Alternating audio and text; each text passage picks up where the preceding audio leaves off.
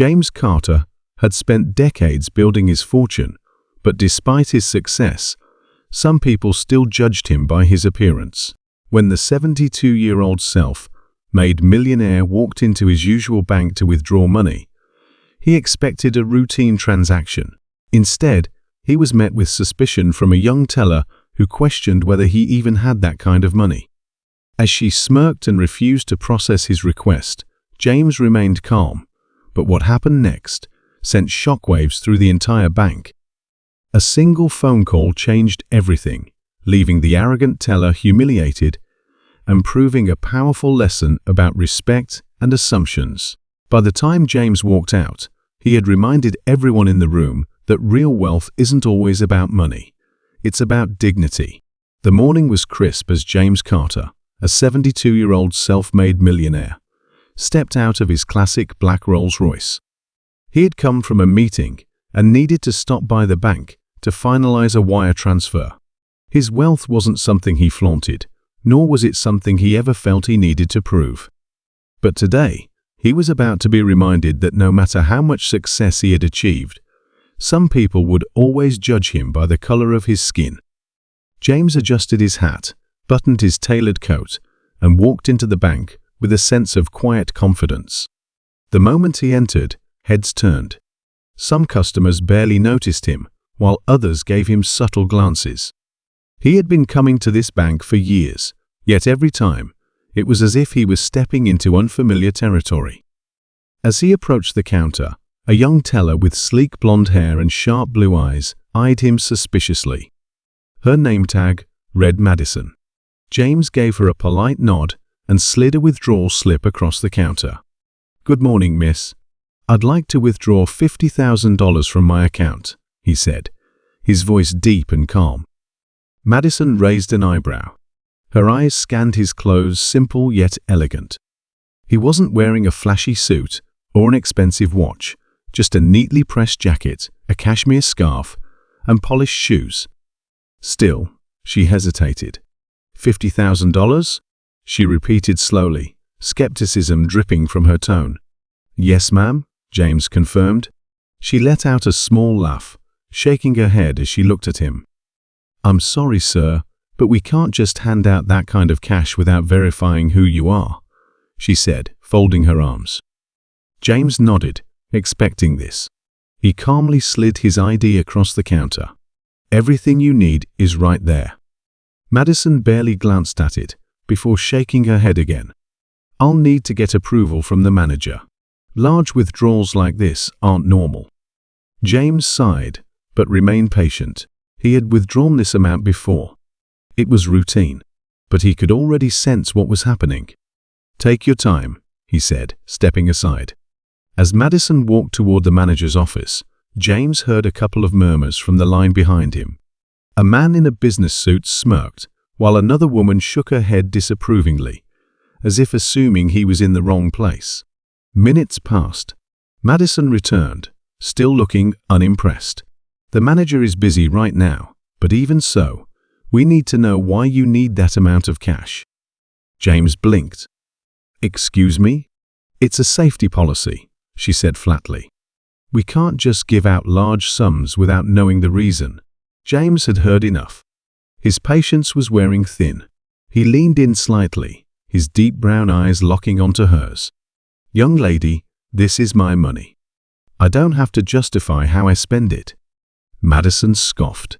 "Sir, if you don't cooperate, I'll have to ask security to escort you out." James let out a slow breath. "Call your manager," he said evenly. She rolled her eyes, but turned on her heel, walking back to the office.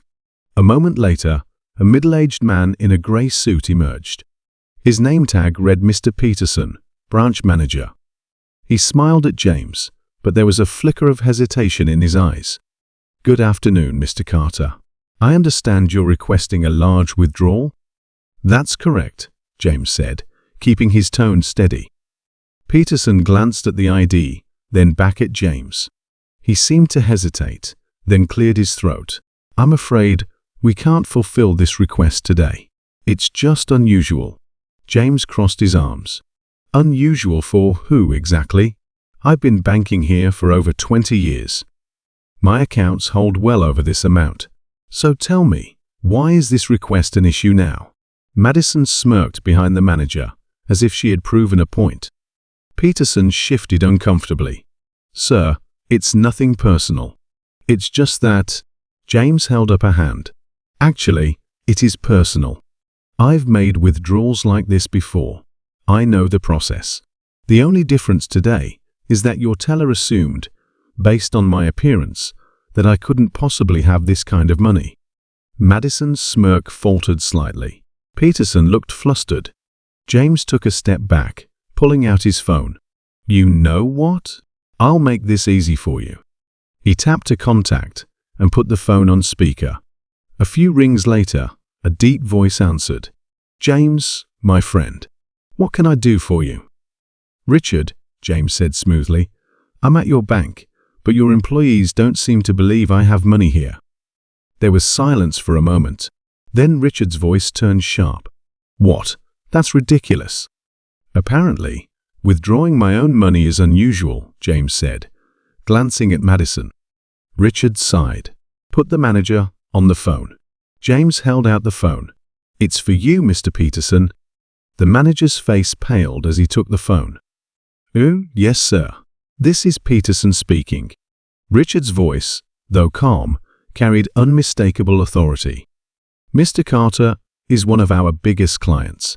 I trust he has been treated with the utmost professionalism. Peterson swallowed. There was a miscommunication. Miscommunication, Richard repeated, his voice darkening.